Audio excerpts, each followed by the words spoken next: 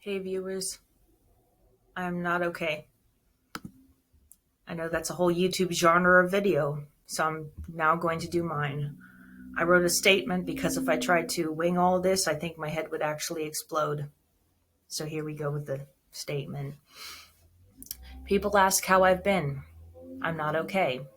Nor do I think I'm special or unique for not being okay. Nobody I know has been okay for a really long time.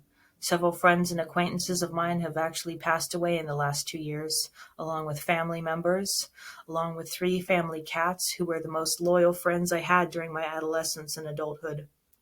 I can already hear my family and friends calling and texting me, telling me to take this video down immediately. It's too personal. You'll make enemies. You're putting negative energy into the world. You've said way too much. To that I say, there's such a thing as toxic positivity, and silence only adds to the mental health crisis in America that has absolutely spiraled in the last 2 years. I can hear the know-it-alls saying, wow, you should really work on yourself and see a therapist. I in fact do. 4 therapists from the healthcare practice my insurance partners with have quit their practice since 2020, and my current therapist has such limited availability, I get one 30-minute phone call with her per month.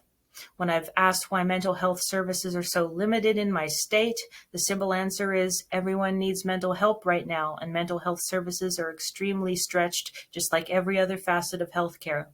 So, since I can't reach my therapist and I've worn out the empathy of my family and friends, I will now tell the viewing public on my dying channel why I'm not okay, as you listen to the highway traffic over there. I realize you've not requested a backstory about my life, but since people on the internet, as well as in person, are so keen to explain your own life to you without knowing you, I figure I will now tell you my story. I started my YouTube in the early 2000s at what felt like the dawn of social media. It wasn't the very start of the YouTube platform, but it was pretty new at the time. I was 16 years old, and I was completing high school 100% online.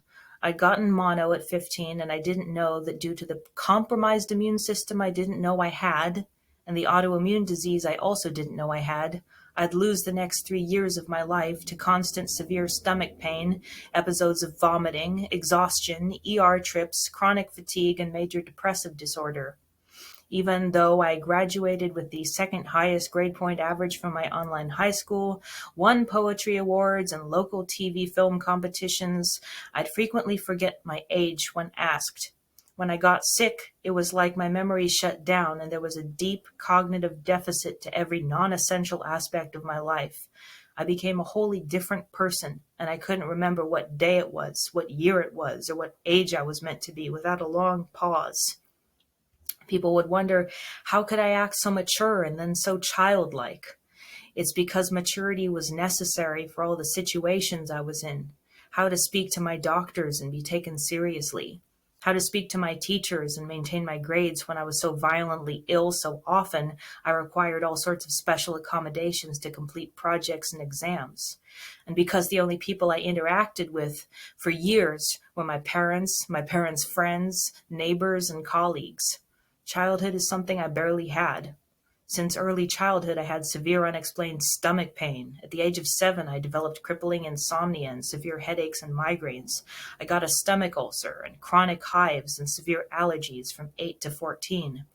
Just when those conditions were coming under control, my high school told me I was so ahead of my classmates I could finish high school in 2 years and become a college student at the age of 16. Just when I started to feel ready to prep for college and learn to drive, mono changed my life forever. All of the things that used to be exciting were suddenly terrifying and daunting. School, tests, relationships, driving, moving away from home, or even the thought of one day trying to hold down a job or start a business or career, feeling how I felt physically. Everything sent me into crippling panic attacks and night-long vomit sessions with crippling stomach pain and insomnia. I developed an eating disorder due to the constant pain and fear around eating. I rotated eating 2 flavors of soups and saltine crackers in my bathroom for years in case I had to throw it up. Eating in front of my parents, even my friends, gave me too much anxiety. Somewhere in there, I made my YouTube out of loneliness and the need for social approval. When I left public high school, and the last of my classmates saw me with a pale green face vomiting in the bathroom. They assumed I was another teen pregnancy statistic and teased me for years if they ever saw me in town. No amount of telling them the true story made the rumors stop. That's when I distanced myself from my community. At the dawn of YouTube, it seemed like a mostly welcoming place. Positive comments and encouragement on even my cringiest videos, and only sporadic local stalkers, pedophiles, or superfans creating dirty fan fiction and limericks about me or looking for my physical address. These days, I get to read comments from people of all ages, including young children and teens, who knowledgeably explain my own life to me and everything I have done wrong. They really do know best. At age 17, I got a scholarship to a local university that offered online bachelor's degrees. I did a double major and minor and spent the next 4 years being told how brilliant I am, with my papers being used as examples by several of my professors. I entered a graduate program in environmental science at age 21, only to drop out because there was no more financial assistance after my bachelor's degree, and the graduate program was $3,000 a term. The college was trying to convince me to take out a $40,000 academic loan. Even back then, I rightfully had no faith in my long-term physical health and knew I could never make enough money to one day even break even with that level of debt. So I was working at a $10 an hour secretary position at a commercial real estate enterprise for 3 years. I was sexually harassed and assaulted by their staff back when I didn't even know the definition of those terms. At the time when I told my boss, she said, "You're a good-looking girl, and these things will happen. But fill-in-the-blank employee wouldn't actually hurt you. He's a good person. Try to take it in stride." I should have taken legal action, but back then I had never even heard of workplace harassment or employee rights. I intentionally let the quality of my work slip until they let me go. I didn't want to disappoint my parents, who claimed they desperately needed my supplemental income. At the time, it just made me sink deeper into internet isolation anytime I wasn't at work, sitting in my room in my parents' house, drinking their alcohol and ranting to strangers online about how unfair my life is, how my parents want me to get a career and have no idea how it is out there, how they don't have realistic suggestions or expectations. They merely think they do. I would rant about how my parents, born in the 1940s and 50s, don't even know that with a college degree, prior work experience, multiple internships, and volunteer work, you can still apply to literally hundreds of jobs and not get one call back. They didn't believe me, and they believed it was a personal shortcoming and that I was intentionally limiting my prospects. They even complained that I was malingering with my health problems and may have Munchausen syndrome. 1 year, after a fruitless summer of job hunting, I got a flu that escalated quickly to pneumonia, again due to the compromised immune system I didn't know I had because I had no health insurance through my parents or on my own. My first 4 relationships were fully online with grown men, if you want to call them that, in their 20s and 30s. My first online relationship felt so deep and affecting that I wanted to commit suicide when it came to an end, and I spent the next decade of my life looking for that same feeling of comfort and understanding. I instead lost my virginity to a 36-year-old catfish who came to visit me and fabricated his entire life story when I was 24. I then nearly died from a hemophilic blood loss incident due to a possible miscarriage of a 2.5-month gestation. He was in another nation by then and sent me a care package with some books and herbal tea. But I'm not meant to talk about that. 3 days after getting out of the hospital, I began recovering at home and I decided to go on some local message boards in my community. By then I felt like I really needed some local friendships and maybe even a local boyfriend. My online relationships had not been fruitful. I began dating someone locally, and we spent the next chapter of our lives together. He wasn't perfect, but he was the first person who made me feel that a lot of people make mistakes in the search for happiness and normalcy, and that it doesn't make me any of the things that prior generations use as slurs against women, like damaged goods, loose women, neurotic girls, good times Sallies.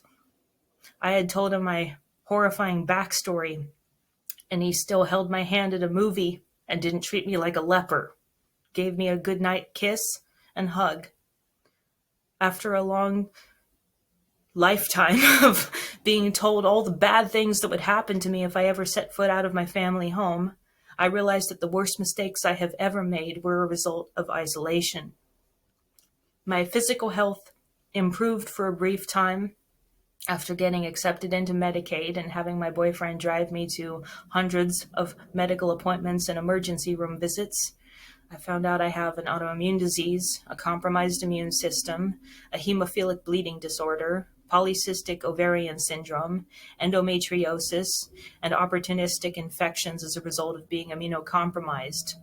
While the conditions weren't gone, hi, garbage truck. While the conditions weren't gone, I had a team trying to help me manage them, and I applied for a job in healthcare at the age of 27 when I left home. I was trying to pay forward something, and I wanted to advocate for someone other than myself.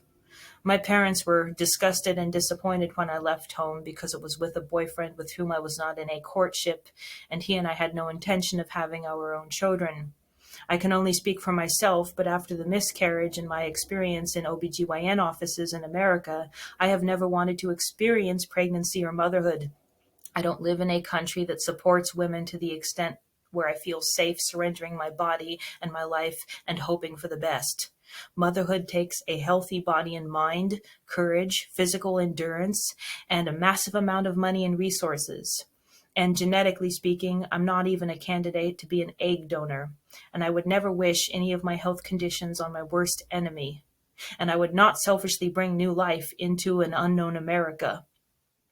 I will never hear the end of it from strangers, friends, relatives, because I am less of a woman and a human as a result of not wanting to have children. I figure I will always have cats, and there is no shortage of cats needing loving homes. So there, I have contributed to Earth. I also felt like I was contributing to Earth when I worked in healthcare. I took care of patients for 3 years, advocated for them, provided supportive care to dying individuals, and I was also there to help celebrate their most positive moments with the most dignity possible.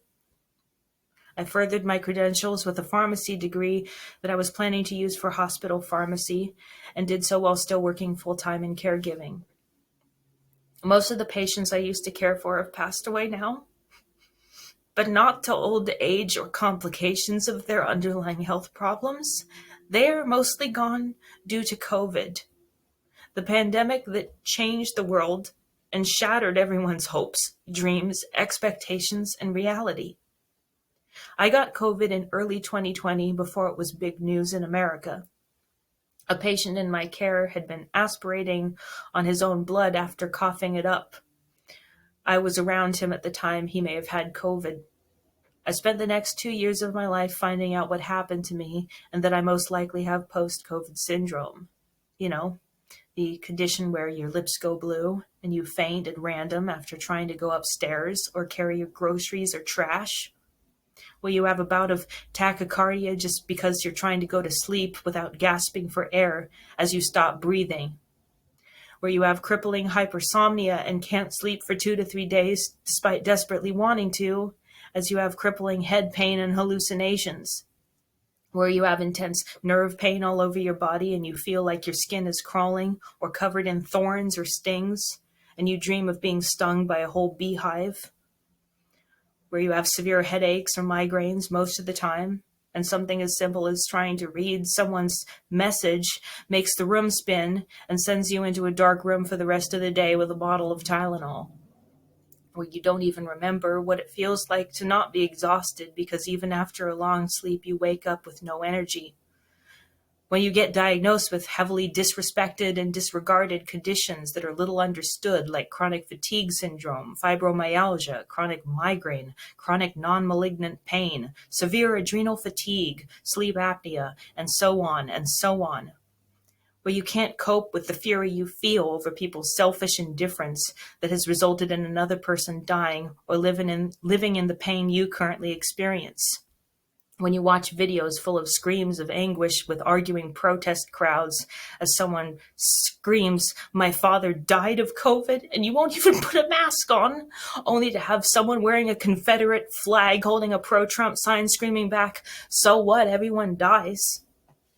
That clash has firmly rooted itself in the new cultural and political divide in post-COVID America, the culture of hate, contempt, and frustration over limited resources.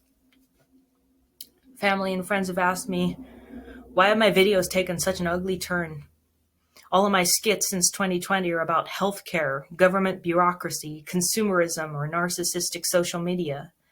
Your skits aren't even funny. They aren't positive. They don't put forth good energy. They are aggressive and mean-spirited and nails on a chalkboard. And I've screamed down the phone, good. They're meant to be. If I can't even creatively hold a mirror to the aspects of society that have hurt me, what do I have left? And I may be young-ish, but I feel old and I feel tired.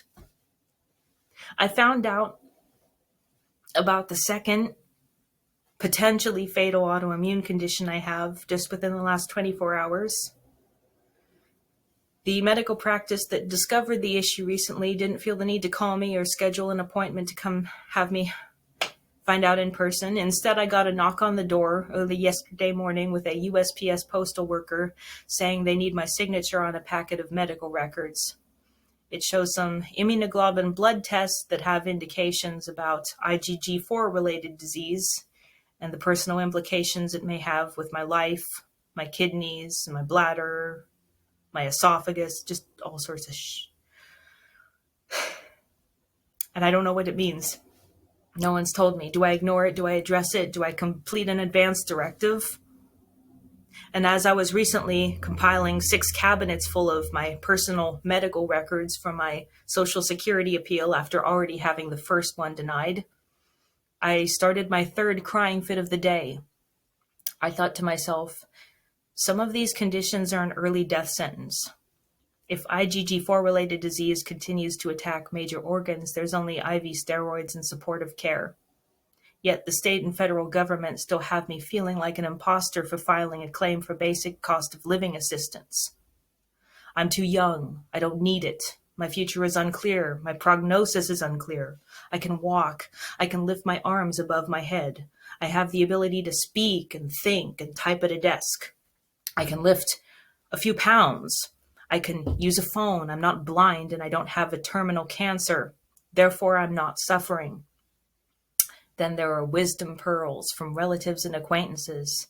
Things like, you're still fairly attractive. If you ate better and lost some weight, you could aim for financial support from a prosperous man or woman. You could use your many talents for a home business if you could only get it together to do so. When will you be cured? There's got to be a cure. Maybe you could be a lawyer. You're so good at advocating for yourself and others. Maybe if all of us only ate vegetables, there would be no COVID. And maybe if you went vegan, all of your conditions would disappear. At the ripe old age of 31, I was hoping that with age came some sort of insight, some wisdom or advice I could impart, something positive to pay forward in the world. But most of the things I have ever tried to tell someone out of love or concern or basic human decency have been shot down and returned with smug indifference or malice. Even the simple things like how to stop yourself from getting trafficked, how to save for your first apartment, how to avoid student debt, or how to get on Medicaid when you don't have a job with health benefits, since there's no minimum age requisite to a premature death caused by overlooking a medical problem you couldn't afford to address. Now, if you've made it this far in my video, thank you, and let me clarify. Most everybody I know has a backstory that involves a lot of pain, a lot of hardship, and hard-won survival. And I have a lot of respect for people. I'm not a people hater. I'm frustrated, okay? But I'm not trying to be some epic martyr. I know I'm on a spectrum of people in less difficult and more difficult situations. Much more difficult situations are out there. But when your physical and mental pain get deemed invalid, It only gaslights your sense of wrong and adds to your hatred and contempt. I don't try to deny someone else's problems. I haven't walked in their shoes. I tell them I'm truly sorry and that I may not understand. I ask them to help me understand. Because I don't want you to hurt. And I don't want to hurt. And I hope anyone watching this can now begin to understand why I'm not okay. And that I empathize with everyone else, no matter what their personal issues are.